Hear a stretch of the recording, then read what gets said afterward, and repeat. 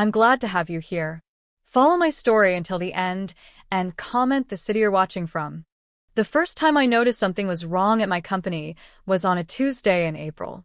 It wasn't anything dramatic, just a feeling, a subtle shift in the atmosphere of the offices I had built from nothing over 30 years ago.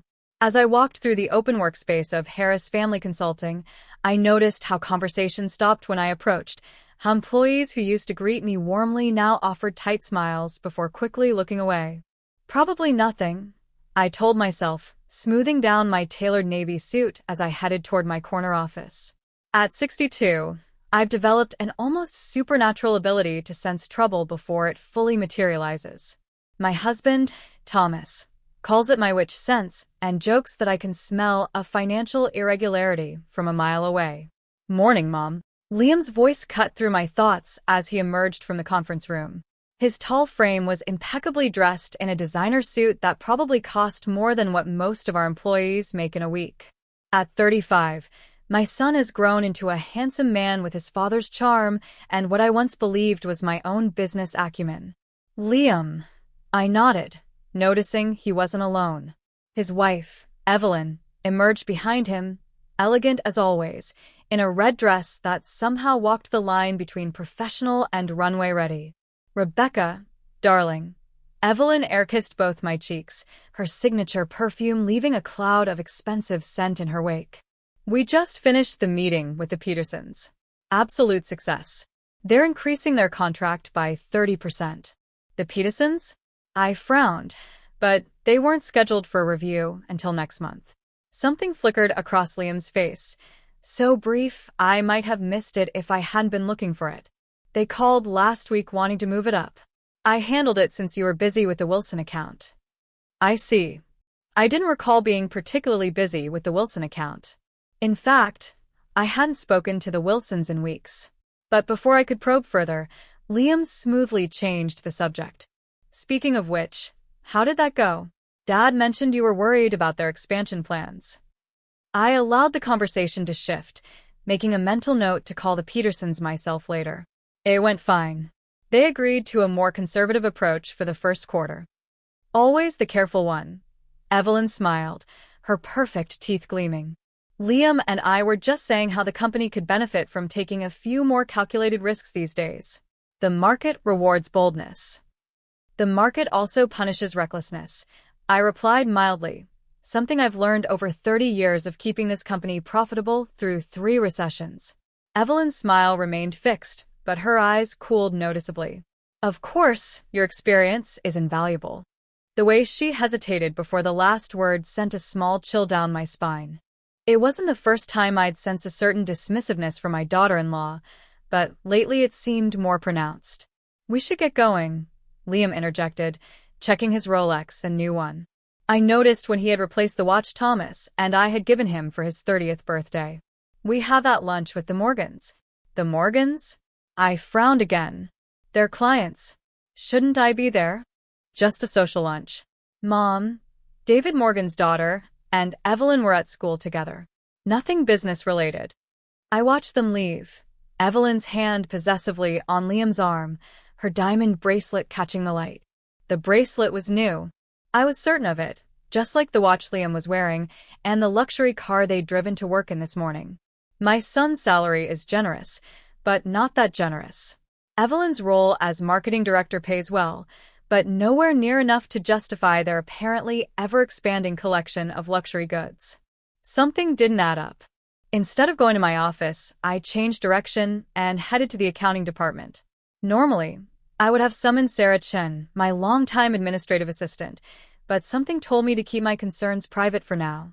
Mrs. Harris, Marcus Wilson, the head accountant, looked startled to see me. "We weren't expecting you today. Just thought I'd check in." I smiled warmly, noting how Marcus's eyes darted nervously toward the door. "I'd like to see the quarterly expense reports if you don't mind." "The expense reports?" Marcus's Adam's apple bobbed as he swallowed. "Liam already reviewed those last week. He said you were stepping back from day-to-day operations." I kept my expression neutral despite the surge of alarm those words triggered. Did he? How thoughtful of him to be concerned about my workload. But I'd still like to see them. "Of course," Marcus fumbled with his computer. It's just they're not quite finalized yet. Maybe if you came back tomorrow? I think now would be better.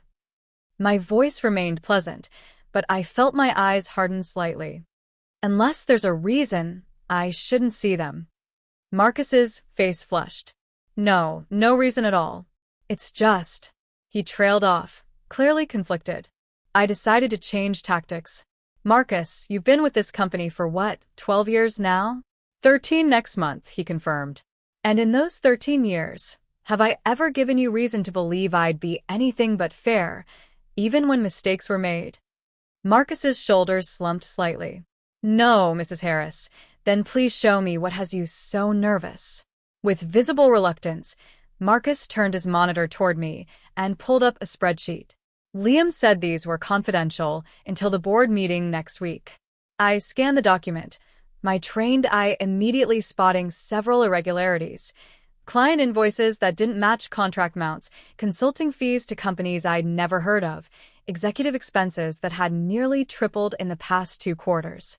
Who authorized these expenses? I asked, pointing to a particularly large sum designated as strategic market research. Marcus hesitated. Evelyn did. Liam approved it. And what research was conducted? I don't know. The actual reports go directly to them. I scrolled through more entries, each more concerning than the last. A picture was forming, but I needed more information before I could be certain. Thank you, Marcus, I said finally, straightening up. Please don't mention my visit to Liam or Evelyn. I'd like to surprise them with how engaged I still am with the company's finances. Marcus looked visibly relieved not to be caught in the middle. Of course, Mrs. Harris.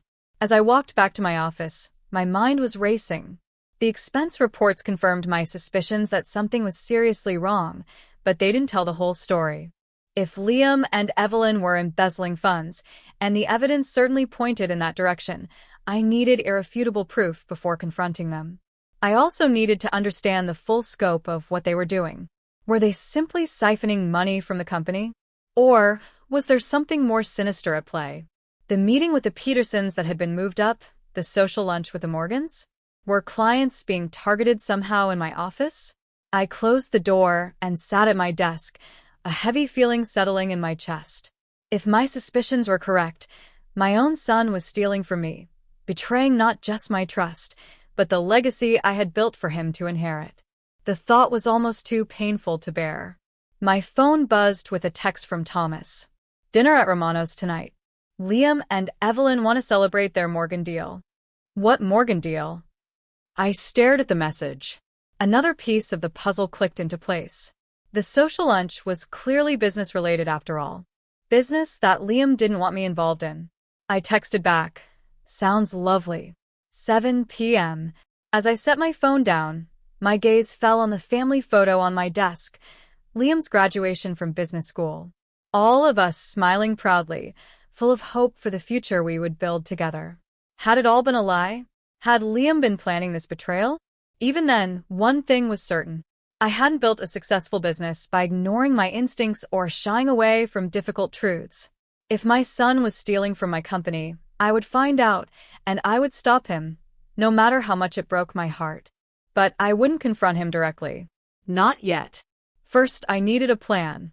Something that would expose the truth in a way that not even Thomas, with his blind spot for our son, could deny.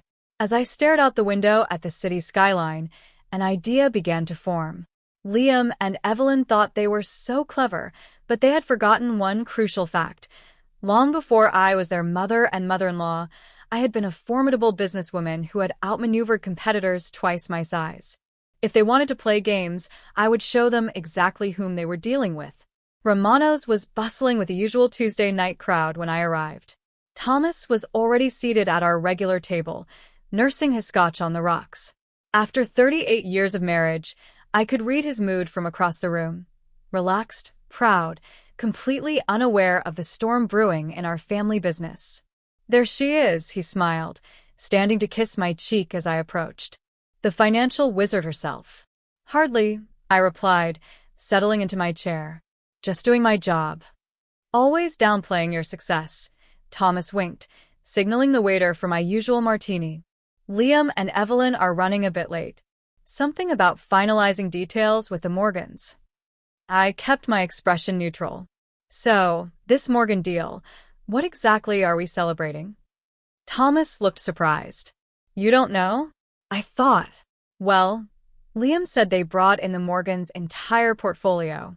Apparently, David was so impressed with their presentation that he's moving all his family's business interests to us. The Morgans were a wealthy local family with diverse business holdings, exactly the type of client we specialized in serving. But David Morgan had been my client personally for over 15 years. Why would Liam and Evelyn be making presentations to him without my knowledge? How interesting, I said carefully. David hasn't mentioned any of this to me. Thomas frowned slightly. I'm sure Liam was going to brief you. You know how it is when opportunity knocks, you have to move quickly. Before I could respond, Liam and Evelyn swept into the restaurant like celebrities, turning heads with their perfectly coordinated designer outfits and megawatt smiles. Evelyn's new diamond bracelet sparkled under the restaurant lights. Sorry we're late, Liam announced, bending to kiss my cheek. The Morgans had 1,000 questions, but we closed it. He raised his hands in a victory gesture. Congratulations, I say, she said, watching his face carefully. It must have been quite the presentation to convince David to move his entire portfolio. Something flickered in Liam's eyes. Caution, perhaps, or calculation. Well, Evelyn deserves most of the credit.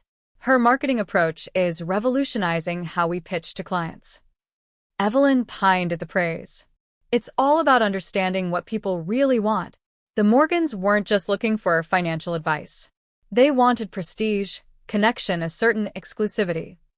She sipped her wine, eyeing me over the rim. Sometimes the older generation doesn't fully grasp how important these emotional factors are in decision-making. I smiled thinly. How fortunate that the younger generation is here to educate us. Thomas, oblivious to the tension, raised his glass to Liam and Evelyn, the future of Harris Consulting. We clinked glasses, and I took a small sip of my martini, my mind quietly processing what I was hearing. The Morgan portfolio was worth millions in management fees alone. If Liam and Evelyn were redirecting clients away from the main company somehow, the implications were far worse than simple embezzlement. Throughout dinner, I observed as Liam and Evelyn detailed their success, noting how carefully they avoided specifics whenever I asked direct questions. Thomas beamed with paternal pride, completely taken in by their performance. I played along, laughing at the right moments, asking appropriately impressed questions while mentally cataloging every inconsistency in their story. We should all go to Aspen to celebrate, Evelyn suggested as dessert arrived. Liam and I were looking at chalets just last week. We could make it a family weekend. Aspen. I raised an eyebrow. Spring skiing, Liam explained quickly.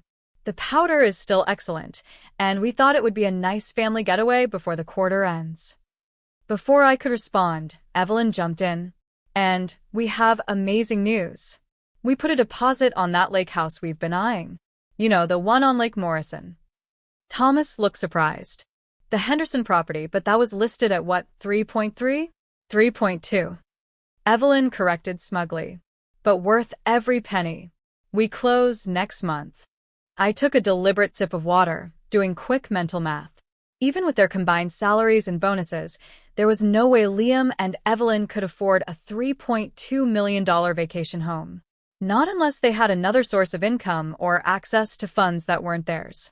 That's quite an investment, I observed mildly. You must be doing very well.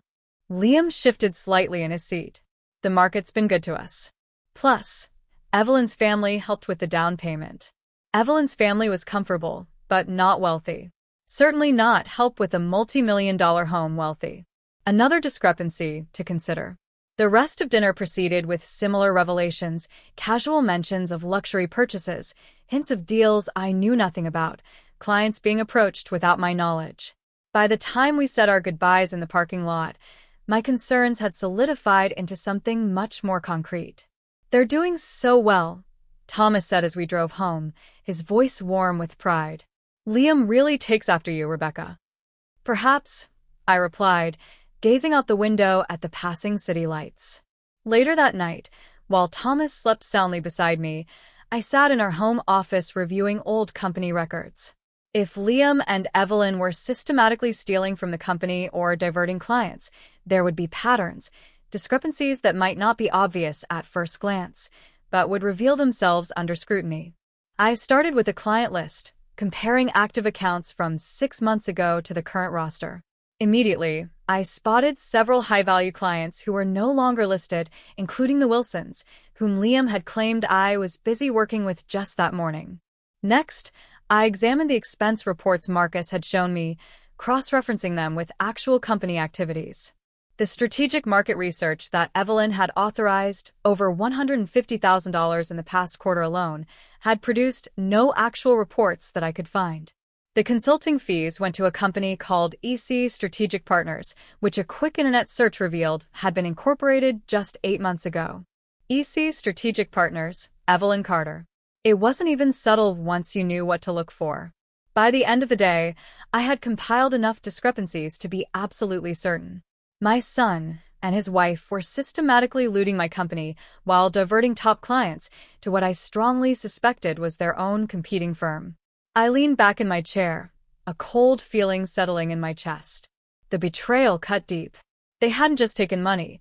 They were trying to take everything I'd built over decades of hard work. I thought of Thomas, sleeping peacefully, still believing in the son he'd always defended and protected. I thought of my employees whose livelihoods were at risk because of Liam and Evelyn's greed. I thought of the clients who trusted the Harris name, built on decades of hard work and integrity. This wasn't just about money. This was about justice, truth, and protecting what I'd spent my life building. As I finally climbed into bed beside my husband, I'd made my decision. I wouldn't just expose Liam and Evelyn. I would do it in a way that was so irrefutable, so clear-cut, that not even Thomas could deny the truth. And I would make sure they faced the full consequences of their actions.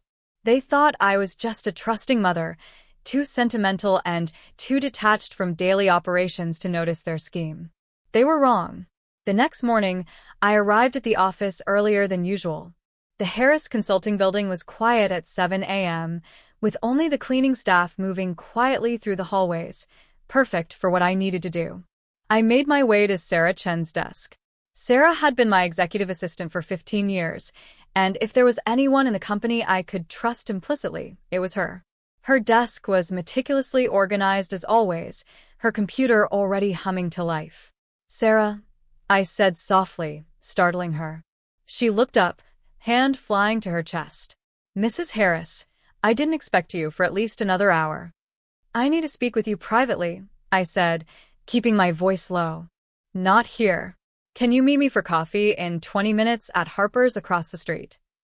Sarah's eyes widened slightly, but she nodded without hesitation. "Of course, I'll be there." 20 minutes later, seated in a quiet corner of the cafe, I watched Sarah's expression grow increasingly troubled as I laid out my suspicions. "I've noticed it too," she admitted finally. "Liam has been removing files from the secure server. When I asked about it, he said he was creating a more streamlined system for client management." "And the staff changes?" I asked. 7 long-term employees had left or been let go in the past 4 months. Sarah's eyes dropped to her coffee cup. "All people loyal to you. Liam always had a reason. Budget cuts, performance issues, restructuring, but it never quite added up. Has he been handling the exit interviews himself?" She nodded. "That's new. He used to delegate those to HR. Another red flag. Liam was systematically removing anyone who might question his activities or remain loyal to me." "I need your help, Sarah," I said quietly. "But I have to warn you, this could get uncomfortable if Liam realizes you're assisting me." "Mrs. Harris," Sarah interrupted, her voice firm despite her soft tone. "I've worked for you for 15 years. My loyalty isn't in question." I felt a rush of gratitude for this steady, principled woman. "Thank you. First, I need access to all communication between Liam, Evelyn, and our top 20 clients for the past 6 months. Can you get that without alerting it?" "I have administrative access to the email server," she confirmed. I can download the archives discreetly. Good. Second, I need to know about any new business entities they might have created. The EC Strategic Partners is just the beginning, I suspect. Sarah nodded thoughtfully. My brother works for the State Business Registration Office. He might be able to help. Off the record. Perfect. And finally, I hesitated, hating what I was about to ask. I need eyes and ears in their offices when I'm not there. Sarah didn't flinch. The new security system has audio capabilities in the executive suite. It was installed for emergency situations, but the controls are accessible through the security office. Carl, the head of security, has been with us for 12 years.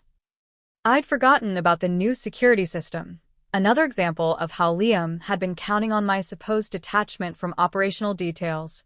Set up a meeting with Carl, I said discreetly. By the time I arrived at my office an hour later, my plan was taking shape. I needed 3 things: irrefutable evidence of their financial misconduct, proof of their intent to divert clients to their own venture, and a way to present this evidence that even Thomas couldn't dismiss. Liam stopped by my office mid-morning, knocking on the open door with that charming smile that had always melted my heart. Now I wonder how I'd missed the calculation behind it. Mom, I just wanted to check if you're free for the Peterson presentation next week. They specifically asked if you'd be there. The Petersons again, the same clients he'd met with yesterday without me. Of course, I replied, watching him carefully. Though I thought you'd already wrapped that up. A flicker of annoyance and concern crossed his face before the smile returned. Just preliminary discussions. The actual proposal presentation is next Tuesday. Evelyn is putting together something special. I nodded pleasantly. I look forward to it. And Liam, let's have lunch later this week, just the 2 of us. It's been too long since we've had a proper catch-up. His smile faltered almost imperceptibly. Absolutely. I'll check my calendar and get back to you. After he left, I returned to reviewing the company's financial statements, now seeing the discrepancies that had been hidden in plain sight. Liam had been clever.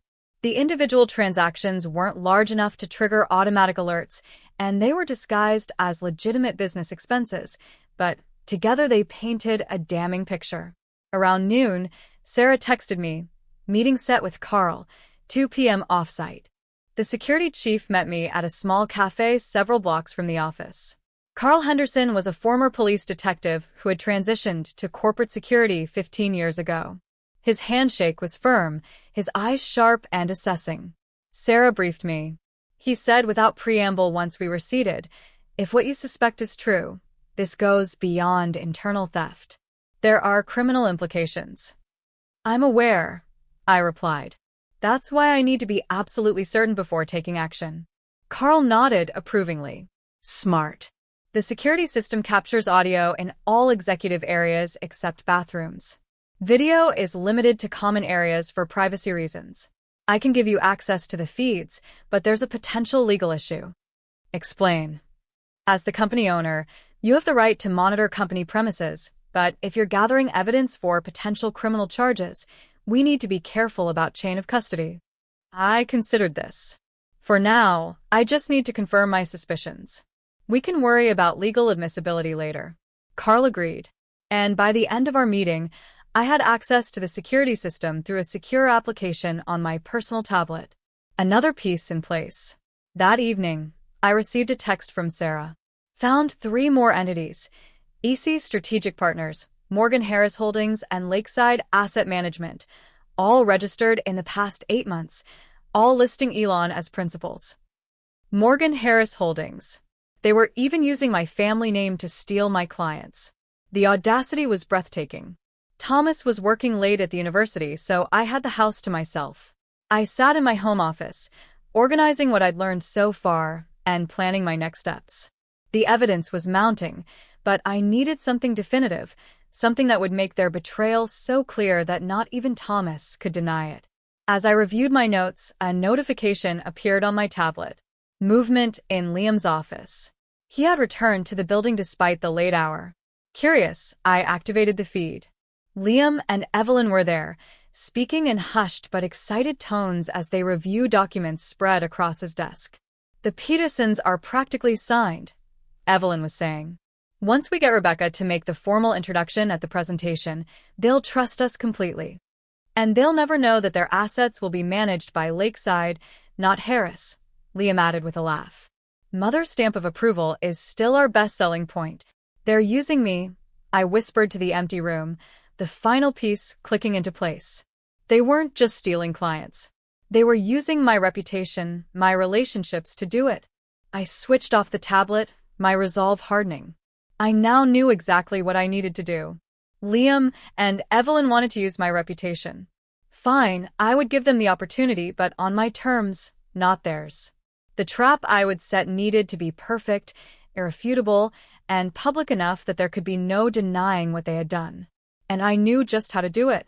Over the next few days, I moved carefully, setting each piece of my plan in place while maintaining a facade of business as usual.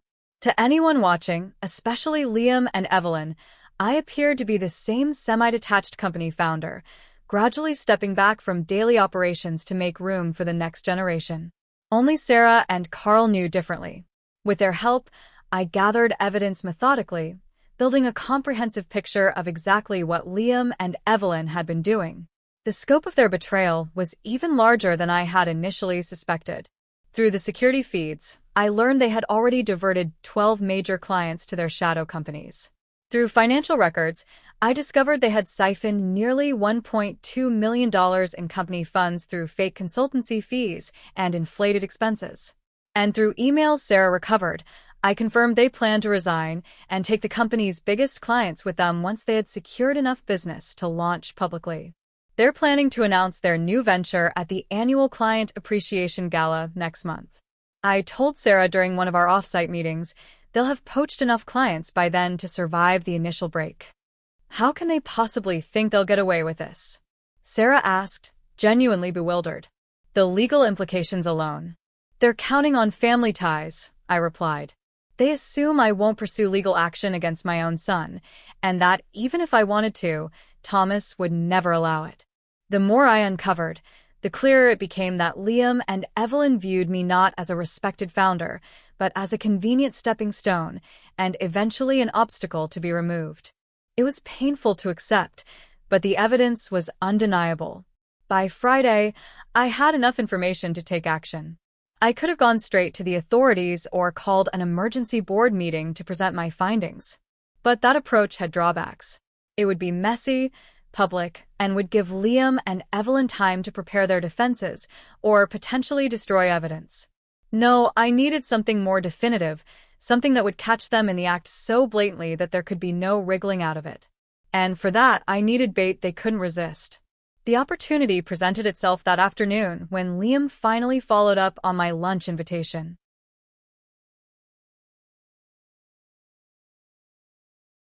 Sorry it took so long to get back to you, Mom, he said, popping his head into my office. Things have been crazy busy. How's lunch on Monday sound? Perfect, I smiled. And since we'll both be out of the office, I wonder if you could do me a favor over the weekend. Of course, he replied immediately. What do you need? Thomas and I are revising our estate planning, I explained, watching his expression carefully. Our financial advisor wants an updated list of our assets and accounts. Most of it is straightforward, but I realized I don't have the login information for my personal investment account, the one I set up after selling the vacation property. I think I left that folder at home in my bedroom. Could you possibly stop by and find it for me? The blue folder on my nightstand. I saw the flash of interest in his eyes, quickly concealed. Sure, no problem. We're having dinner with Dad tomorrow night anyway. I can look for it then. That would be wonderful. There's information about all my personal accounts in there, and I just haven't had time to sort through it. Happy to help, he said with a smile that didn't quite reach his eyes. Anything specific I should look for? The blue folder has everything. Account numbers, passwords, balances. Just grab the whole thing. I paused deliberately. And Liam, don't mention this to your father. You know how he worries about estate planning. It makes him anxious about mortality.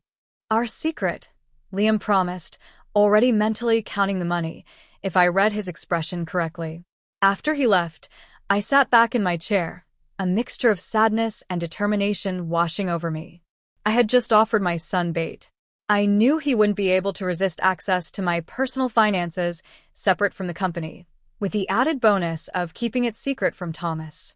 The blue folder did exist, and it did contain financial information carefully curated and entirely fabricated for this purpose. Among the documents was information about a special reserve credit card with an extraordinary limit tied to what appeared to be my largest personal account. The trap was set. Now I just had to wait and see if Liam would take the bait. Saturday evening, Thomas and I prepared to host Liam and Evelyn for dinner. I'd spent the afternoon cooking Thomas's favorite dishes, keeping my hands busy while my mind finalized every detail of my plan. "You've been quiet today," Thomas observed as he helped me set the table. "Everything all right?" "Just tired," I assured him. "It's been a busy week.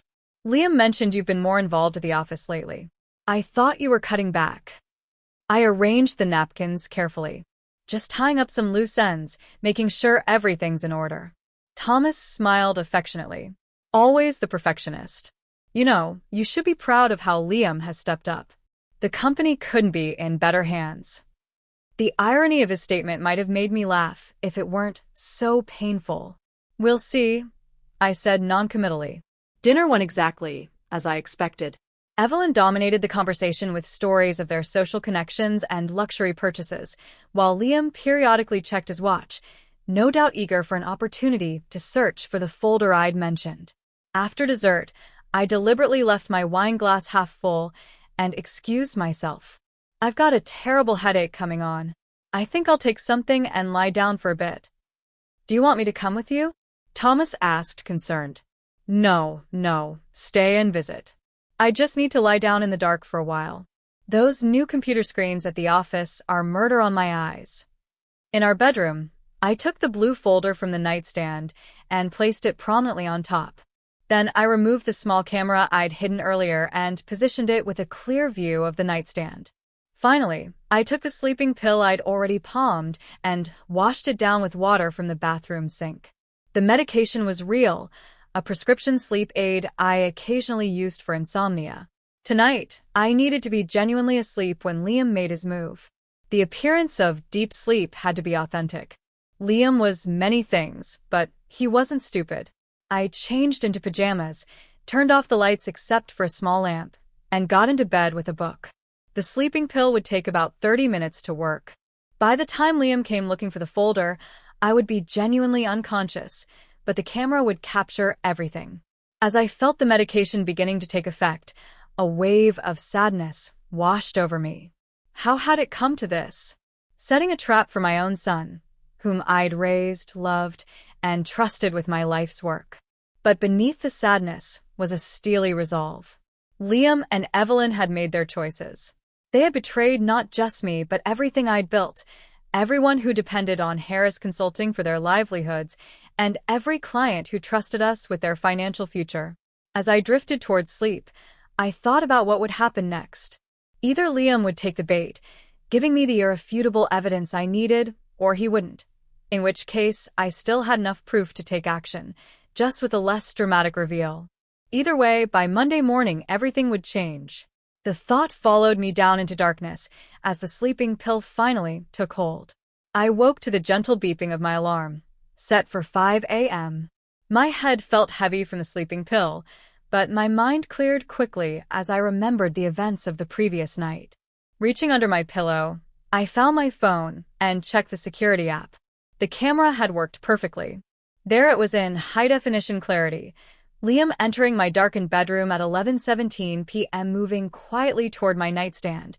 I watched as he hesitated briefly, looking at my sleeping form before taking the blue folder. He also opened my purse, which I'd left strategically placed, and removed my premium credit card, the one connected to my highest limit account. I fast-forwarded through the footage, watching as he returned to the guest room where he and Evelyn were staying. They spent nearly 20 minutes going through the folder, their expressions growing increasingly excited as they reviewed the fabricated account statements showing personal assets of over $8 million separate from the company. "This is perfect," Evelyn whispered, her voice just audible on the recording. "We can use this card for the Bali trip. She'll never notice." She doesn't even check these statements. We should be careful, Liam cautioned, though he was already pocketing the credit card. Just the trip and maybe a few gifts. Nothing too obvious. Please, Evelyn scoffed. Your mother trusts you completely. Besides, by the time she notices anything, we'll have already launched Lakeside. This is practically a signing bonus for all the clients we're bringing over. I stopped the playback, a cold feeling settling in my stomach, despite having anticipated exactly this outcome. Seeing and hearing their callous disregard, their entitled assumption that my money was theirs for the taking. It was one thing to suspect, another to witness. Moving quietly so as not to wake Thomas, I got out of bed and went to the bathroom, splashing cold water on my face. In the mirror, I looked tired but resolute. The trap had worked perfectly. Now for phase 2. I'd set up alerts on the credit card Liam had stolen. Any activity would trigger an immediate notification to my phone. By mid-morning, as Thomas and I were having a quiet breakfast and Liam and Evelyn had already left for an early tennis game, the first alert came through. First-class tickets to Bali, $30,400. 5-star resort reservation, $28,500. Designer watch, Patek Philippe, $62,000. Diamond necklace, 45 carat, $80,000. Nearly $200,000 in under 2 hours. They hadn't even tried to be subtle. Everything okay? Thomas asked, noticing my expression as I checked my phone. Fine, I smiled, setting the phone down. Just some work notifications on a Sunday. Rebecca, you need to learn to delegate. That's why we brought Liam into the business. Remember? If only he knew. You're right, I said, sipping my coffee. I'm finding it hard to let go. By noon, the spending spree had topped $240,000. I forwarded the alerts to Sarah along with the video footage, adding them to our growing file of evidence. Then I sent a text to Liam. Hope you and Evelyn are enjoying your tennis game. Don't forget our lunch tomorrow. Looking forward to catching up. His reply came quickly. Great match. See you tomorrow at 12:30. Another lie. According to the credit card tracking, they were currently at a luxury car dealership across town, not anywhere near the tennis club. The rest of Sunday passed quietly. I worked in my home office, organizing the final pieces of evidence and preparing for what would come next. Thomas graded papers and prepared lectures for his upcoming classes, occasionally wandering in to chat or bring me tea. These ordinary moments felt strangely precious now, knowing how dramatically our lives would change within 24 hours. That evening, I called Sarah to confirm the final arrangements. Everything's set for tomorrow, she assured me. The conference room is booked for 2 p.m., and everyone you requested will be there. The board members, legal counsel, and the auditor, and they don't know the purpose of the meeting, only that it's urgent and confidential. I've prepared the packets as you requested. Thank you, Sarah. I hesitated, then added. After tomorrow, things will change significantly at Harris Consulting. I want you to know that whatever happens, your position is secure. I appreciate that, Mrs. Harris. But my concern isn't for my job. It's for you. This can't be easy. Her empathy nearly broke my composure. No, I admitted quietly. It isn't. After we hung up, I checked the credit card alerts one final time before bed. The total had now reached just over $260,000, $250,000 stolen in a single day. The final purchase had been a pair of diamond cufflinks from Tiffany's, time-stamped just 30 minutes ago. As I prepared for bed, Thomas wandered in, wrapping his arms around me from behind as I stood at the bathroom sink. You seem tense, he observed, meeting my eyes in the mirror. Is it the company? Liam mentioned there might be some restructuring happening. I turned to face him, studying the face I'd loved for nearly 4 decades. How would he look at me tomorrow when he learned what our son had done? Would he blame me? Stand by me? I simply didn't know.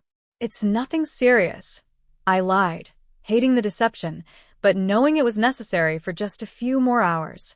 Just some changes on the horizon. He kissed my forehead gently. Change can be good, and with Liam at the helm, I'm sure the company is in excellent hands. I didn't respond, just leaned into his embrace and closed my eyes, storing away this moment of peace before the storm that was coming. Monday morning dawned bright and clear. I dressed with particular care, choosing a tailored navy suit that always gave me confidence. Today, of all days, I needed to project absolute authority and composure. As I fastened my pearl earrings, a gift from Thomas on our 25th anniversary, I thought about the lunch meeting with Liam that would precede the board meeting. Should I confront him then? Give him a chance to explain or confess? Or would that just give him time to prepare excuses, destroy evidence, warn Evelyn? No, I decided the evidence needed to be presented to everyone simultaneously. The element of surprise was crucial. I checked my phone one last time before leaving for the office. The credit card alerts had continued through the morning. Another $20,000 at a luxury boutique just an hour ago. The total now stood at $284,625. Ready for your lunch with Liam? Thomas asked as I gathered my things. More than ready, I replied, the truth of the statement deeper than he could possibly understand. He kissed me goodbye at the door. Give him my best. And Rebecca, try to relax a little. Liam knows what he's doing. I managed to smile, though my heart felt like lead. Yes, he certainly does. With that, I headed to my car, ready to face the most difficult confrontation of my life. By this evening, everything would change for me, for Thomas, for Liam and Evelyn, and for Harris Consulting. The midnight theft had set it all in motion. Now, there was no turning back. I arrived at the restaurant 15 minutes early, choosing a quiet table in the back corner where we wouldn't be easily overheard. Bella's was one of Liam's favorite spots, an upscale Italian place where the staff knew him by name and always fawned over him, as if he were visiting royalty. Today, that familiarity would work to my advantage. I needed him comfortable, confident, unsuspecting. As I waited, I checked my phone again. Another alert had come through. A $5,200 purchase at a high-end men's clothing store just 30 minutes ago. Liam was certainly making the most of his stolen credit card before our lunch. He arrived precisely on time, looking impeccable in what I suspected was a brand new suit. The Patek Philippe watch gleamed on his wrist, one of yesterday's purchases, no doubt. Mom, he greeted me warmly, bending to kiss my cheek. You look great. That suit always was one of my favorites. Thank you, I replied, noting how easily the compliment came to him. You're looking well yourself. New watch. His hand went automatically to his wrist, a flicker of something, caution, guilt, crossing his face before his smile returned. Yes, actually an early anniversary gift from Evelyn. Another lie so casually delivered. I wondered how many thousands of lies had preceded this one over the years. How long had he been deceiving me? Had there ever been a time when my son had been the person I thought he was? It's beautiful, I said. Evelyn has excellent taste. She does, he agreed, signaling for the waiter. Speaking of Evelyn, she wanted me to apologize for monopolizing the conversation at dinner Saturday. She gets carried away sometimes. No apology necessary. It's always interesting to hear about your lives. I paused as the waiter arrived to take our drink orders. By the way, did you find that folder I mentioned? The one with my financial information? Liam took a sip of water, his eyes not quite meeting mine. I looked, but I couldn't find it. Maybe you moved it. Another lie. That's strange. I was sure it was on my nightstand. I could look again, next time we're over, he offered. The perfect concerned son. Don't worry about it. I called the financial advisor this morning and got the information directly from him. Something flickered in Liam's eyes. Alarm quickly concealed. Oh, good. Problem solved. Then the waiter returned with our drinks, and we ordered our meals. Throughout the first course, we kept the conversation light. Office gossip, Thomas's latest academic publication, an upcoming charity gala that Evelyn was helping organize.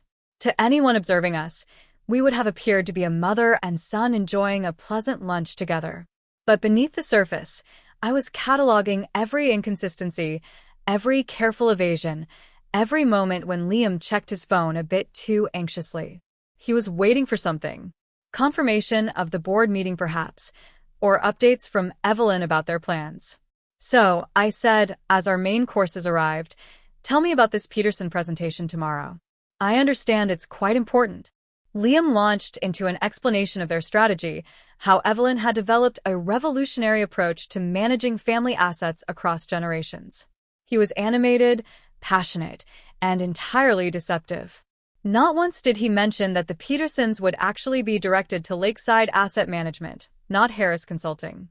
It sounds impressive, I said when he finished. Though I'm curious, this new approach seems different from our traditional company philosophy. Are we shifting our overall strategy? Evolution, not revolution, Liam replied smoothly. The market is changing. Mom, we need to change with it.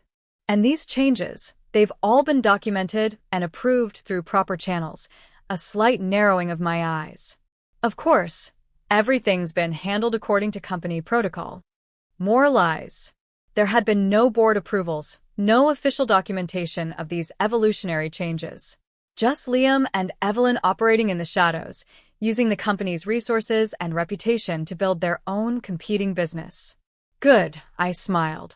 I'm glad to hear it. You know how I feel about proper procedures. Liam relaxed visibly, taking my words at face value. Always the stickler for details, but that's what built the company, right? Among other things, I agreed. Trust, integrity, client commitment. The foundations don't change, even if the methods evolve. He had the grace to look momentarily uncomfortable, but it passed quickly. Exactly. As we finished our meals, I deliberately checked my watch. I should get back to the office. I have a meeting at 2. Anything important? Liam asked casually. Just some administrative matters, I replied. Nothing you need to worry about. His phone buzzed with an incoming text. He glanced at it, his expression changing subtly before he tucked the phone away. Everything all right? I asked. Fine, he said quickly. Just Evelyn confirming our dinner plans. But I'd seen enough of the text to know it wasn't from Evelyn. It was from Sarah, the automated message I'd asked her to send. Reminder, emergency board meeting 2 p.m. conference room A. Well, I should go, I said, gathering my purse. This was nice, Liam. We should do it more often. Definitely, he agreed, though his mind was clearly elsewhere now. Let me get the check. No need, I smiled. I took care of it when I arrived. Outside the restaurant, Liam made a show of heading toward the parking garage, but I knew he wouldn't return to the office immediately. He would call Evelyn first, try to figure out what the emergency board meeting was about, perhaps even try to delay his return until it was over. It didn't matter. His presence wasn't required for what would happen next. As I drove back to the office, a profound sadness settled over me. This would be the last normal lunch I would ever have with my son. After today, nothing between us would ever be the same again. I thought back to the boy he had been. Bright, charming, seemingly honest. When had that boy become this man who could steal from his own mother, betray her trust, undermine her life's work? Had the seeds always been there, or had I somehow failed him as a parent? These questions had no answers, at least not today. All I knew was that the evidence was irrefutable, the betrayal complete, and the consequences unavoidable. When I arrived at the office, Sarah was waiting by the elevator, a folder in her hands. Everything's ready, she said quietly. The board members are gathering in conference room A. Legal counsel arrived early and has reviewed all the documentation, and Liam called in, said he's running late, stuck in traffic, asked if the meeting could be delayed. I nodded, having expected exactly this. And Evelyn? In her office. She doesn't know she's expected at the meeting. I'll bring her in once everyone else is settled, as you requested. Thank you, Sarah, for everything. She met my eyes steadily. It's the right thing to do, Mrs. Harris. Difficult, but right. As we walked toward the conference room, I straightened my shoulders and took a deep breath. The time for doubt, for questioning, for second-guessing was over. I had given Liam and Evelyn every opportunity to behave honorably. They had chosen a different path. Now, they would face the consequences of that choice. The boardroom fell silent as I entered. 8 people sat around the polished mahogany table. 5 board members, our chief legal counsel, the head of our auditing firm, and Thomas, whom I'd asked Sarah to call in separately. His confused expression told me he had no idea why he was there. "Thank you all for coming on such short notice," I began, taking my place at the head of the table. "I apologize for the urgency and secrecy, but after what I'm about to share, I believe you'll understand the necessity." Sarah entered quietly, distributing sealed folders to each person present. "Please don't open these yet," I instructed. "First, I need to provide some context." Thomas frowned, clearly concerned. "Rebecca, what's going on? Where's Liam?" "Liam has been informed of this meeting. Whether he chooses to attend is his decision." I nodded to Sarah, who slipped out of the room again. "She's going to bring Evelyn in. We need both of them to hear this." I began my presentation, keeping my voice steady despite the emotion threatening to surface. For the past several months, I've been investigating financial irregularities within Harris Consulting. What I discovered goes far beyond simple mismanagement or error. It represents a deliberate, systematic effort to defraud the company and its clients.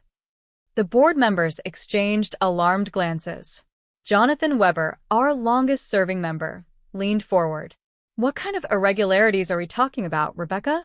"Embezzlement, client poaching, corporate espionage, creation of competing businesses using company resources." I paused as Evelyn entered, escorted by Sarah. Evelyn, please join us. We were just discussing the activities of EC Strategic Partners, Morgan Harris Holdings, and Lakeside Asset Management." Evelyn froze, her usual poise deserting her. I don't know what you're talking about." "I think you do," I replied calmly. "Please have a seat." Evelyn reluctantly took a seat beside Thomas, who was looking increasingly bewildered. "Rebecca, you're not making any sense. What competing businesses?" "The ones your son and his wife have been building with company resources for the past 8 months, I said, unable to keep a hint of bitterness from my voice. "The ones they've been diverting our top clients to while systematically undermining Harris Consulting from within." "That's absurd," Evelyn protested. But her voice lacked conviction. "This is some kind of misunderstanding." "No misunderstanding," I replied. "You may all open your folders now." For the next several minutes, the room was silent except for the sound of pages turning as everyone reviewed the evidence I'd compiled. Bank statements showing suspicious transfers, emails between Liam, Evelyn, and key clients discussing their transition to the new firms, corporate registration documents clearly showing Liam and Evelyn as principals of the competing businesses, and finally, screenshots of the credit card charges from the past 24 hours, accompanied by stills from the bedroom. Security footage showing Liam taking the card from my purse. Thomas's face drained of color as he processed what he was seeing. "This can't be right," he whispered. But there was no conviction in his voice. The evidence was too overwhelming, too detailed, too damning. Evelyn had abandoned any pretense of innocence and was now texting frantically under the table, no doubt warning Liam not to come to the meeting. "Put the phone away, Evelyn," I said firmly. "It's too late for damage control." The door opened and Liam walked in. His expression was a careful mask of confusion that dissolved into shock when he saw the open folders on the table and the stony faces of the board members. "What's going on?" he asked, trying to sound casual but failing utterly. "Sit down, Liam," I said. "We were just reviewing how you and Evelyn have been stealing from the company, diverting clients to your secret businesses, and most recently using my personal credit card for $250,000 in luxury purchases." His eyes darted to the folder in Thomas's hands, then to Evelyn's pale face, then back to me. I could almost see the calculations happening behind his eyes. What to admit, what to deny, how to spin this into something less damning. "Mom, this is a massive misunderstanding," he began, his voice taking on the soothing tone he used when trying to manage difficult clients. "Yes, Evelyn and I have been exploring some independent business opportunities, but everything has been above board. As for the credit card, that was just a mistake. I thought it was the company card for Client Entertainment." "Client Entertainment," I repeated. "A $62,000 watch is Client Entertainment. First-class tickets to Bali, a diamond necklace for Evelyn." He faltered, his carefully constructed explanation collapsing under the weight of specific details. "I can't explain that." "No need," I said. The explanation is quite simple. You saw an opportunity to steal, and you took it. Just as you've been stealing from this company for months, just as you've been planning to steal our clients and our reputation. Thomas finally found his voice. Liam, tell me this isn't true. Tell me there's another explanation. The desperation in his eyes nearly broke my heart. Thomas had always believed in Liam unconditionally, had always defended him, had always seen the best in him, even when evidence suggested otherwise. Now, faced with irrefutable proof of our son's betrayal, he looked utterly lost. Liam seemed to deflate, the confident facade crumbling. Dad, it's not what it looks like. We were just trying to modernize to build something new with stolen money, with poached clients. Thomas's voice rose. Lies to your mother and me. Evelyn, seeing the situation deteriorating rapidly, tried a different approach. This is ridiculous. You can't prove any of this is illegal. Starting a new business isn't a crime. She paused, then added with a glance at Liam. And as for the credit card, that was Liam's mistake, not mine. The instant betrayal, throwing her husband under the bus to save herself, spoke volumes. Jonathan Weber cleared his throat. Actually, Mrs. Harris asked me to invite Mr. Daniels from our legal department to explain the potential criminal charges. He nodded to the lawyer, who began listing violations of corporate law, fiduciary duty, fraud statutes, and theft. As the litany of potential charges continued, I watched Liam and Evelyn. Their expressions shifted from defiance to concern to genuine fear as they realized the seriousness of their situation. This wasn't just about losing their jobs or facing family disapproval. They could be facing actual criminal prosecution. However, I interrupted when the lawyer had finished. Prosecution is not my preferred outcome. All eyes turned to me, surprise evident on every face. Despite everything, Liam is still my son. And while I cannot and will not allow this behavior to continue, I am offering an alternative to criminal charges. I slid a document across the table toward Liam and Evelyn. This is a separation agreement. It outlines the terms under which Harris Consulting will not pursue criminal charges. Liam stared at the document, his face unreadable. Those terms include immediate resignation from all positions, full restitution of all stolen funds, dissolution of your competing businesses, and a legally binding non-compete agreement. And if we refuse? Evelyn asked, her voice brittle. Then the evidence in those folders goes directly to the district attorney's office, I said simply. The choice is yours. The boardroom fell silent as everyone absorbed the gravity of the moment. My son and his wife had committed crimes that could send them to prison. I was offering them a way out, not without consequences, but without the utter destruction of their lives. It was more mercy than they deserved, but less than my heart wanted to give them. The perfect, painful middle ground that felt like failure no matter which way I looked at it. In that moment of suspended time, with all eyes on Liam and Evelyn, I felt nothing but hollow exhaustion. There would be no winners here today, only varying degrees of loss. I need to consult with our attorney before signing anything, Liam finally said, breaking the heavy silence. Of course, I replied evenly. But the offer expires at 5 p.m. today. After that, we proceed with filing criminal charges. Evelyn shot Liam a panicked look. We can't possibly. Not now. Evelyn, he cut her off, his voice tight with barely controlled anger. We need to step outside. I nodded to Sarah, who escorted them to a smaller conference room where they could make their calls privately. As the door closed behind them, the tension in the boardroom shifted. The board members began quietly discussing the implications for the company. While the auditor made notes about accounts that would need immediate review, Thomas sat motionless, staring at the documents in front of him. I could almost see the weight of reality crushing down on him. The undeniable evidence that the son he'd always defended, always believed in, had betrayed us both in the most fundamental way. I'd like a moment alone with my wife, he finally said, his voice thick with emotion. The others filed out respectfully, leaving us sitting at opposite ends of the long table. For a moment, neither of us spoke. What could we possibly say that would make any of this better? How long have you known? Thomas finally asked. Suspected a few weeks. Known with certainty, only a few days. And you didn't tell me? It wasn't a question, but I answered anyway. I couldn't. Not without proof. You wouldn't have believed me. He flinched at the truth of it. I would have. No, Thomas, I interrupted gently. You wouldn't have. You've never believed anything negative about Liam. Not when his college roommate accused him of stealing. Not when his first boss reported him for expense account irregularities. Not when our neighbors caught him using their pool while they were away after they'd explicitly told him not to. Those were different minor indiscretions. Not this. He gestured helplessly at the folder. Not theft, not betrayal on this scale. It's the same pattern, just escalated. I said, Liam has always believed rules don't apply to him, and we, especially you, have always protected him from consequences. Thomas's face crumpled. So, this is my fault. I loved our son too much, believed in him too much, and that turned him into a criminal.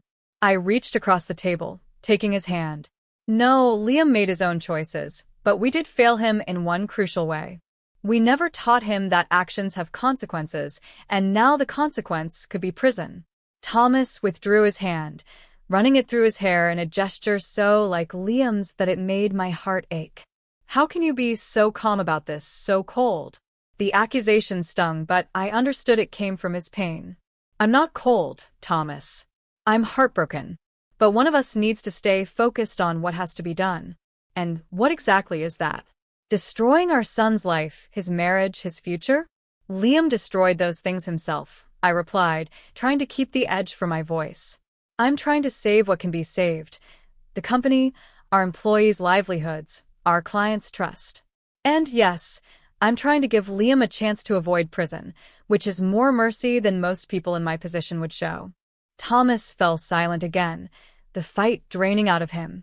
What happens now? Either they sign the agreement or they don't. Either way, Harris Consulting continues. We have contingency plans in place for both scenarios. He looked up sharply. You've discussed this with others before telling me. I had to, Thomas. This isn't just a family matter. It's a business with over 100 employees and clients who trust us with billions in assets. I had legal and fiduciary obligations that went beyond our family dynamics. He nodded slowly, accepting this, if not entirely understanding. And us? What happens to us after this? The question caught me off guard. What do you mean, our marriage, Rebecca? How do we move forward knowing what our son has done, knowing how differently we see this situation? It hadn't occurred to me that our marriage might be collateral damage in this implosion. Thomas and I had weathered many storms together over nearly 4 decades. Career changes, financial setbacks, health scares, the ordinary stresses of raising a child. But this was different. This struck at the very foundation of how we saw our family, our son, and perhaps even each other. I don't know, I admitted quietly. I just know we can't build anything real on lies and self-deception. Whatever happens next has to start with truth. Before Thomas could respond, there was a knock at the door. Sarah entered, her expression carefully neutral. Liam and Evelyn would like to speak with you both. They returned, looking subdued but composed. Evelyn's earlier panic had been replaced by a cold resignation. Liam appeared almost calm, though the tightness around his eyes betrayed his stress. We'll sign, he said without preamble. But we want one modification to the agreement. What modification? I asked cautiously. The non-compete is too restrictive. 10 years in the financial sector means we'd essentially have to change careers entirely. We're willing to accept 5 years in a narrower geographical restriction. I glanced at our legal counsel, who gave a slight nod. We can accommodate that change. Everything else remains as written, including full restitution. Do you have any idea what that will do to us financially? Evelyn asked, her voice brittle. We'll lose everything. The house, the cars. Yes, I said simply. You'll lose the material trappings you acquired through fraud and theft. That seems appropriate. She flushed with anger, but remained silent as the lawyer made the requested modifications to the agreement. When the new documents were printed, Liam and Evelyn signed them without further comment. What now? Liam asked, pushing the signed papers across the table. Now you clean out your offices and turn in your company property, I replied. Your resignations will be announced as a mutual decision to pursue other opportunities. The board will issue a statement expressing gratitude for your contributions and confidence in the company's future. A golden parachute we don't deserve, Liam observed, a hint of his old cynicism returning. Not for your sake, I corrected him, for the company's, for the employees who depend on Harris Consulting for their livelihoods, for the clients who trust us with their financial futures. They don't need to know the ugly truth. Thomas spoke for the first time since Liam and Evelyn had returned. Where will you go? What will you do? Liam shrugged, not meeting his father's eyes. We still have some savings, enough to rent a place somewhere and figure out our next steps, which won't be in financial consulting, Evelyn added bitterly. Thanks to the non-compete. There are other fields, I pointed out, other ways to make a living that don't involve betraying people's trust. Liam flinched at that. The first sign that something, shame, regret, reality, might be breaking through his protective shell of entitlement. You should go now, I said, suddenly exhausted by their presence. Sarah will assist you in gathering your personal items. As they stood to leave, Liam paused, looking at me with an expression I couldn't quite read. For what it's worth, I never meant it to go this far. It started small, just a side project, a backup plan. Then it snowballed. It always does, I replied. But that doesn't change what you did or the choices you made. After they left, Thomas and I sat in silence again, the signed agreement between us like a physical manifestation of our family's fracture. Outside the boardroom, I could hear the muffled sounds of the office continuing its normal operations, phones ringing, keyboards clicking, occasional laughter, life going on, oblivious to the seismic shift that had just occurred within these walls. I should go, Thomas finally said. I need time to process all this. I nodded, understanding. Take whatever time you need. I'll be at the office late tonight. There's a lot to manage in the wake of this. He stood, gathering his coat, then paused. The credit card, Rebecca, the one in the video. Was that real? Did he actually steal $250,000 from you in one day? The card was real, I replied carefully. But it wasn't connected to any of my actual accounts. It was a trap, a card I set up specifically for this purpose, with a temporary high limit and immediate alerts. Thomas stared at me, something like awe mixing with the hurt in his eyes. You set him up. I gave him an opportunity to show his true character, I corrected. He made the choice to steal. I simply made sure there would be irrefutable evidence when he did. Always 3 steps ahead, Thomas murmured. I forget sometimes just how formidable you are. I couldn't tell if it was admiration or accusation in his voice, perhaps a bit of both. After he left, I sat alone in the boardroom, the weight of the day finally catching up to me. My son was a thief who had betrayed my trust in the most fundamental way. My marriage was on uncertain ground. My company faced a major transition with the sudden departure of 2 top executives. Yet beneath the pain and uncertainty, I felt something unexpected, a quiet strength, a clarity of purpose that had been missing in recent years. The worst had happened, and I had faced it. I had protected what mattered, stood firm for what was right, and refused to look away from difficult truths. Whatever came next, I would face it with that same clarity and resolve. The next few weeks passed in a blur of activity. The official story that Liam and Evelyn had resigned to pursue other opportunities was accepted without much question by most employees and clients. A few of our longest-standing clients received a more detailed explanation from me personally under strict confidentiality. Their loyalty, in turn, strengthened my resolve that I'd made the right decision. Sarah proved invaluable during this transition, handling everything from reassigning Liam and Evelyn's clients to coordinating with IT to secure our systems against any potential retaliation. I promoted her to operations director, a position she'd long deserved, but that Liam had repeatedly blocked, claiming she lacked executive presence. I don't know what to say, she'd stammered when I offered her the role. This is unexpected. It shouldn't be, I'd replied. You've been doing half the job already without the title or compensation. It's long overdue. The board unanimously approved her promotion along with my proposal for a restructured leadership team that distributed responsibilities more evenly and established better oversight. No single person, not even me, would have the kind of unchecked authority that had allowed Liam to do so much damage. At home, things remained strained between Thomas and me. He'd moved into the guest room, claiming he needed space to think. We were polite with each other, even kind in a distant way. But the easy intimacy we'd built over decades had been replaced by something cautious and uncertain. 3 weeks after what I'd come to think of as the reckoning, I arrived home to find Thomas sitting in the living room, a glass of scotch in hand, and a determined expression on his face. "We need to talk," he said as I sat down my briefcase. "All right," I agreed, taking a seat across from him. "I'm listening." He took a deep breath. "I've been doing a lot of thinking about Liam, about us, about everything. And I owe you an apology." He set down his glass, meeting my eyes directly. "I've been blaming you in a way for exposing Liam's actions as if the revelation was the problem, not what he actually did. I'm considering a different approach to succession planning." "Not another family member, I hope," Thomas said with a wry smile. "No," I laughed softly. "I'm thinking more along the lines of developing talent from within. People who've proven their loyalty and capability over years, not months. People like Sarah. She always was remarkably competent," Thomas observed. "Liam never gave her enough credit." "Many people didn't," I agreed, "including me at times, but that's changing now." As I dried the last plate and put it away, I felt a sense of purpose that had been missing in recent years. Harris Consulting would survive this crisis and emerge stronger, with leadership that truly embodied the values I'd tried to build the company on.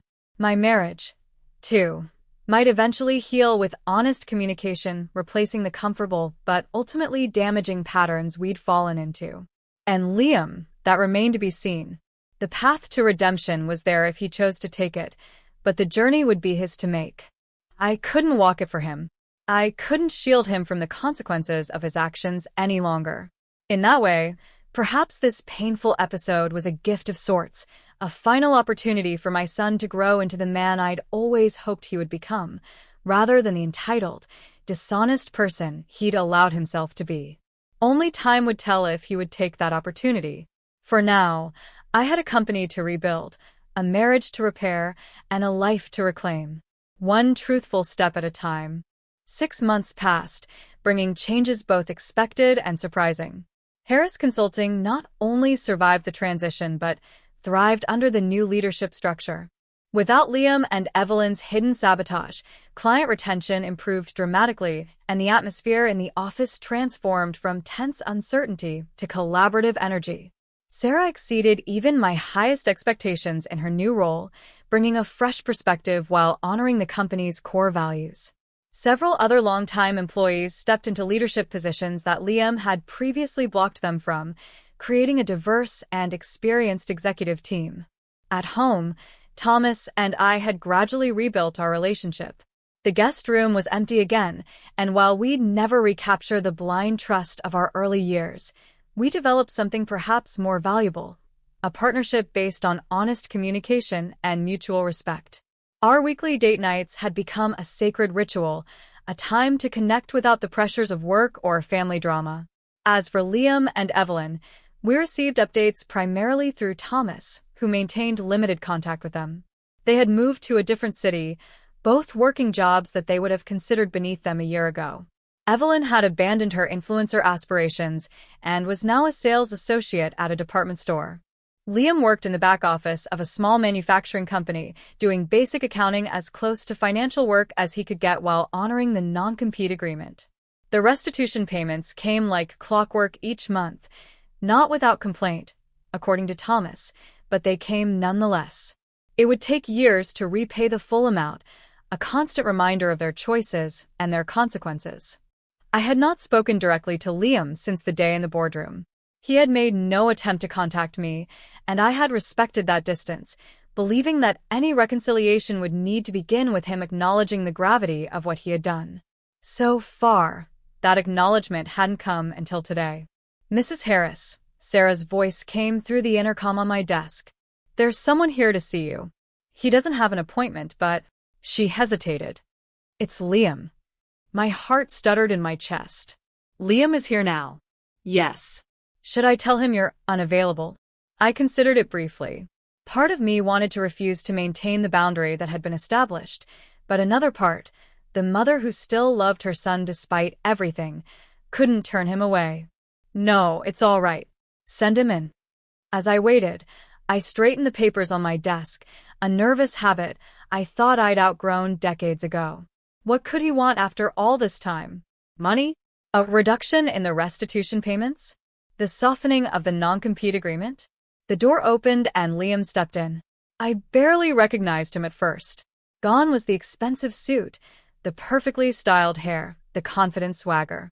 This Liam wore khakis and a simple button-down shirt, his hair cut in a practical, inexpensive style. He'd lost weight, and there was a weariness about him that hadn't been there before. "Mom," he said simply, standing awkwardly just inside the doorway. "Liam." I gestured to the chair across from my desk. "Please sit down." He did, his movements stiff and uncomfortable. For a moment, neither of us spoke. The silence was heavy with 6 months of separation and years of damaged trust. "You look well," he finally said. "The company seems to be doing well, too." "Yes," I agreed on both counts. "And you?" He shrugged slightly. "Surviving?" "It's been an adjustment." I waited, letting him find his way to whatever had brought him here. "I'm not here to ask for anything," he said finally, as if reading my thoughts. "I know that's what you're probably expecting, that I want money or a reduction in payments or some kind of exemption from the agreement."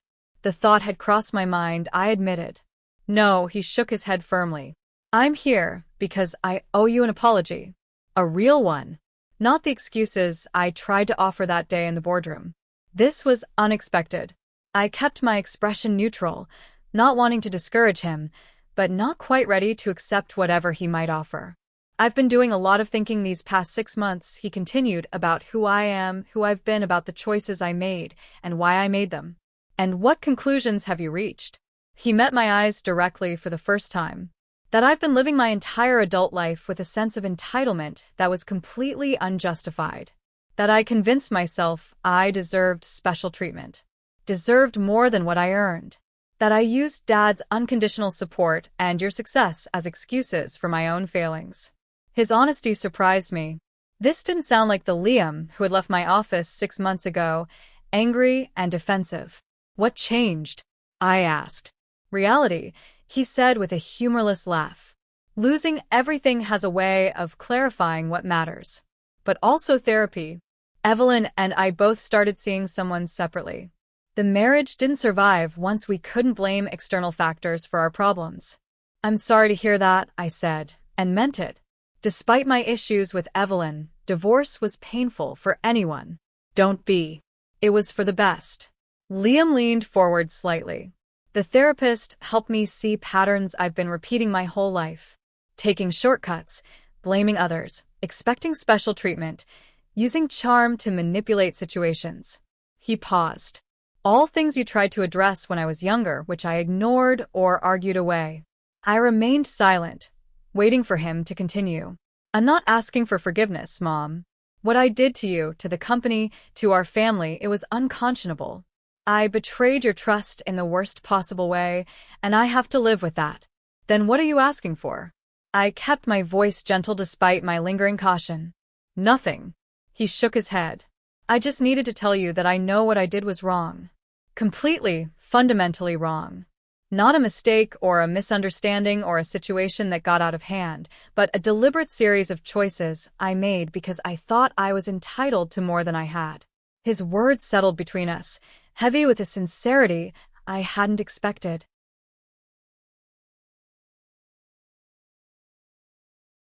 For the first time since discovering his betrayal, I felt a glimmer of something like hope for my son's future. "Thank you for that," I said finally. "It can't have been easy to come here and say these things." "It wasn't," he agreed. "But it's nothing compared to what I put you through." He hesitated, then added, "There's something else I wanted to tell you." I've been working with a nonprofit financial literacy program in some of the poorer neighborhoods, teaching basic budgeting, how to avoid predatory loans, that kind of thing. It's volunteer work, just like I'm using what I know to help people for a change instead of exploiting them. This genuinely surprised me. That's commendable, Liam. It's not enough to make up for what I did, he said quickly. Nothing could be, but it's a start, a different path.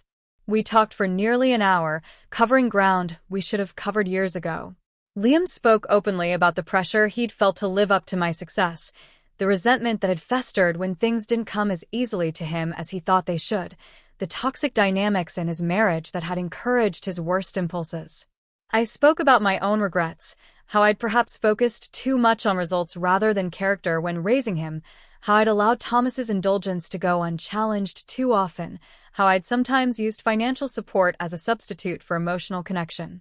It wasn't the miraculous reconciliation. Too much damage had been done for that. But it was something I hadn't dared to hope for. An honest conversation between adults acknowledging hard truths and taking responsibility for their own roles in what had happened. As Liam prepared to leave, he paused by the door. I don't expect things between us to ever be the same. I know trust, once broken, is nearly impossible to fully restore. But I want you to know that I'm trying to be better, to be someone you might eventually be proud of again, even if from a distance. I've always been proud of your potential. Liam, I said carefully, I'm glad to see you starting to fulfill it, even under these difficult circumstances. After he left, I sat at my desk for a long time, processing what had just happened. The apology didn't erase the betrayal or magically heal the wounds it had created, but it was a beginning, a sign that perhaps my son wasn't entirely lost to the entitled, dishonest person he had become. That evening, I recounted the conversation to Thomas over dinner.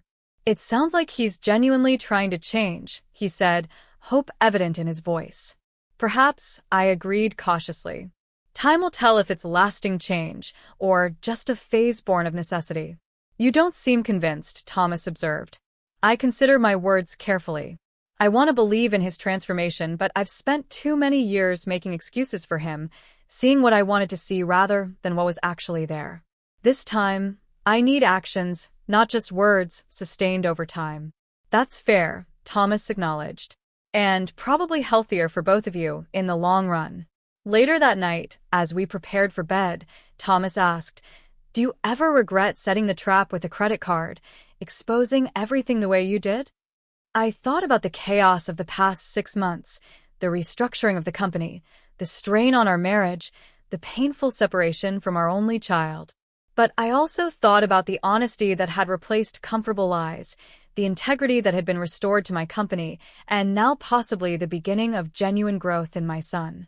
No, I said finally. It was painful, more painful than I could have imagined, but necessary. Sometimes the kindest thing you can do for someone is to let them face the consequences of their actions. Even when that someone is your child, Thomas asked softly. Especially then, I replied, because otherwise they never truly grow up. As I turned out the light, I thought about the credit card that had started it all. The bait in a trap that had ultimately caught not just a thief, but perhaps in some strange way, had freed his son to finally become the man he was capable of being. The path forward remained uncertain. Trust, once shattered, could never be fully restored to its original innocent state. But perhaps something new could grow in its place. Something more mature, more honest, more resilient, because it had been tested by fire. Only time would tell, and for the first time in many years, I was content to let time do its work without trying to control the outcome. As we had learned the hard way, true integrity couldn't be forced or faked. It had to be chosen day after day, decision after decision. Liam was making that choice now, it seemed, and though the cost had been devastating, that alone gave me hope. Good night, Thomas, I whispered in the darkness. His hand found mine under the covers, warm and steady. Good night, Rebecca. In that simple touch, I felt the promise of our own rebuilding, a marriage strengthened by surviving its greatest test, a partnership forged anew in the crucible of painful truth. Whatever came next for our family, we would face it together, older and wiser, perhaps, but also more authentic than we had been in years. And that, I realized, was its own kind of victory. What would you do if you were in my place? Have you ever been through something similar? Comment below.